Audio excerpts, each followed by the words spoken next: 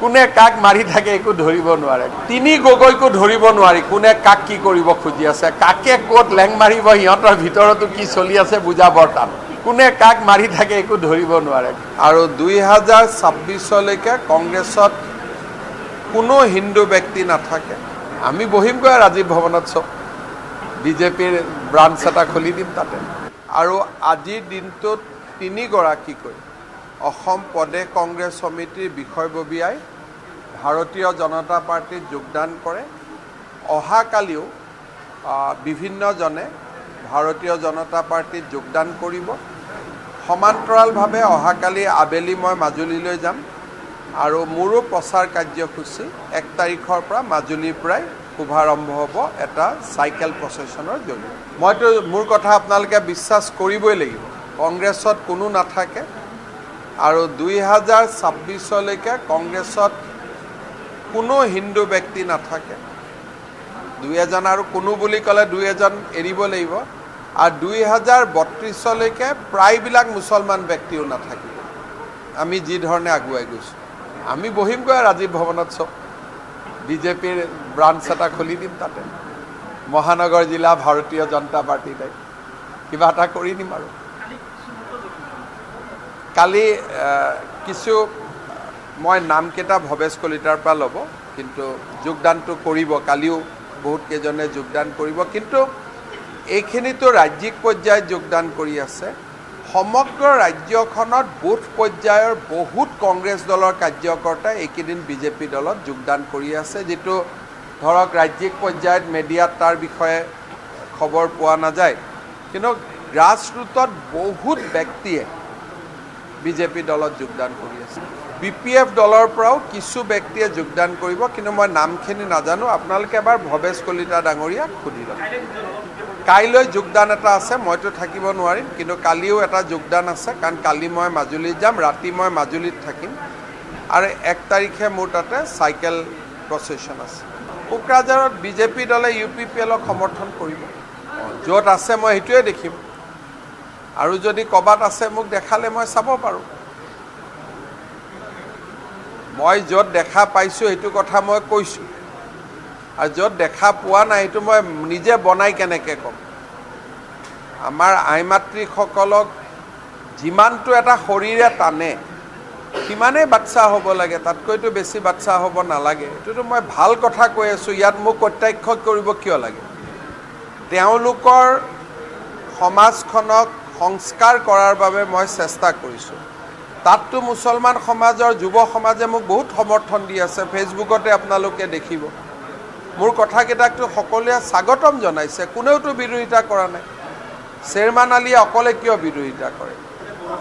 সেইকাৰণে মই কৈছোঁ নহয়, আপোনালোকে ইয়াতে হাৱা বনাই আছে, ফিল্ডত চব খালী হৈ যাব। যোৰহাটক লৈ আপোনালোক আৰু এটা মহলে ইয়াত হাৱা বনাই আছে, কিন্তু এই হাৱাটো গ্ৰাউণ্ডত নাইতো, ফুটবলত পাম নাই। আপোনালোকে কৈ আছে এইটো আছে বুলি, এইটো আপোনালোকৰ মানে এইটো এটা কি এছেছমেণ্ট নাজানো।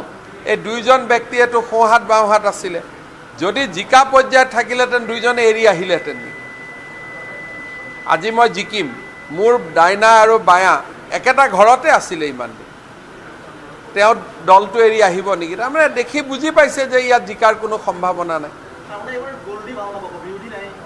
মইতো আজি দৰং ওদালগুৰিত কৈছোঁ গ'লকিপাৰ নাই, অন্ততঃ এতিয়া গ'লটো গ'লত সোমাওক। এতিয়াও যদি সোমাব নোৱাৰে আৰু সুবিধা নাপাব। আৰু বহুত সময়ত গ'লকিপাৰ নাথাকিলেও নাৰ্ভাছ হৈ বলটো নোসোমাইগৈ নহয়। মই কৈছোঁ ইলেকশ্যনৰ পিৰিয়ডটো ভাল কৰি কষ্ট কৰক।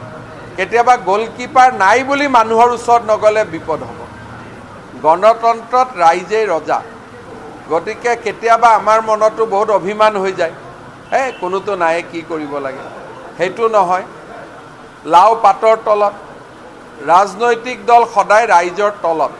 প্ৰতিদ্বন্দ্বী আছে নাছে বেলেগ কথা, কিন্তু ৰাইজৰ চৰণৰ ধূলি মূৰত লোৱা ৰাজনৈতিক দলৰ কৰ্তব্য।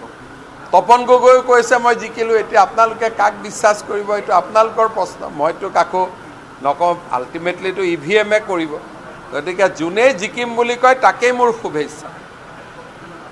বাকীটোতো আমি বিজেপিক জিকাব চেষ্টা কৰিব লাগিব।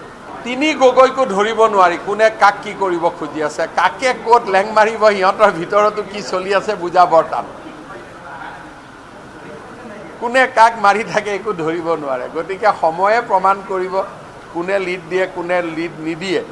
কিন্তু এটা কথা ঠিক যে আমি বিজেপি সকলো সমষ্টিতে 126টা সমষ্টি আছে, 105টা সমষ্টিত আমি লিড পাম এইবাৰ বিধানসভাত, আৰু ভালকৈ লিড পাম। মই একেবাৰে কনফিডেণ্ট হৈ আছোঁ, কাৰণ ইমান অসমত কাম হোৱাই নাছিল যি ধৰণে আমি কাম কৰিছোঁ। আৰু এতিয়াও কিমান ডাঙৰ কথা কৰিছোঁ যে ৰেচন কাৰ্ড থাকিলেই অৰুণোদয় পাব। ইয়াতকৈ দুখীয়া মানুহক কি সহায় লাগে, মধ্যবিত্ত মানুহক কি সহায় লাগে। মেট্ৰিক পাছ কৰিলেই ছোৱালীৰ পঢ়াৰ দায়িত্ব চৰকাৰৰ। গতিকে ইমান কাম কৰাৰ পিছত ৰাইজে আমাক আশীৰ্বাদ নিদিয়াৰ কাৰণ কি? সকলো 40 লাখ মহিলাৰ বেংক একাউণ্ট 10 লাখ টকা 10,000 টকাকৈ যাব, লাখ কোটি দি তাতেই 4,000 কোটি টকা। মানুহে আমাক আশীৰ্বাদ কিয় নিদিব? আজি 31 মাৰ্চ 30 মাৰ্চ ইমান ধুনীয়াকৈ ট্ৰেজাৰীত সকলোৱে বিল পাইছে। আগতে হ'লে আপোনালোকে নিউজ লিখে ট্ৰেজাৰীত মদৰ আড্ডা বহিছে, মদ পানী খাইছে, ভোজ ভাত, বিল হোৱা নাই, ঠিকাদাৰ ৰখি আছে, পইচা খুজিছে। এতিয়াতো একো উমঘামেই নাই, ইমান ধুনীয়াকৈ চৰকাৰ চলি আছে। ট্ৰেজাৰীত 31 মাৰ্চ 6টা বজাত 8টা বজাত ট্ৰেজাৰী বন্ধ হৈ গ'ল। কালি ট্ৰেজাৰী অফিচাৰ কোনো ট্ৰেজাৰীত নাহে, ৰাতি ছানডে চবেই ঘৰতে থাকিব, একদম ডিচিপ্লিন। আগতে আপোনালোকৰ কেমেৰা 31 মাৰ্চত গৈ ট্ৰেজাৰীৰ সন্মুখত ৰখি থাকেনে নাই? এতিয়াতো একো নাই, ইমান ধুনীয়াকৈ ৰাজ্যখন চলিছে। গতিকে মই নিশ্চিত যে ৰাজ্যৰ জনসাধাৰণে আমাক অফুৰন্ত আশীৰ্বাদ দিব। আমি নিৰ্বাচনী আয়োগলৈকে প্ৰস্তাৱ দিছোঁ যে আমাক টকাটো দিবৰ কাৰণে অনুমতি দিয়ক। এইটো যিহেতু কণ্টিনিউৱাছ স্কিম, কিবা কাৰণত যদি নিৰ্বাচনী আয়োগে আমাক নিদিয়ে তেতিয়াহ'লে মডেল কোডৰ পিছত দি দিম, মোৰ ধাৰ হৈ থাকিব। কাৰোবাৰ পৰা 1.5 লাখ টকা ধাৰ লৈ চলাব, ইলেকশ্যনৰ পিছত মই ধাৰটো মাৰি দিম। যদি আগত অনুমতি দিয়ে 10 তাৰিখে দি দিম, আৰু যদি নিদিয়ে ইলেকশ্যনৰ পিছত দি দিম। সেইটো ধাৰ হিচাপত মোৰ নামত একাউণ্টত থাকিব, আৰু যে ক্ৰেডিট হিমন্ত বিশ্ব শৰ্মা 1.5 লাখ ঘূৰাই দিম। গতিকে ক'তো একো সমস্যা নহয়।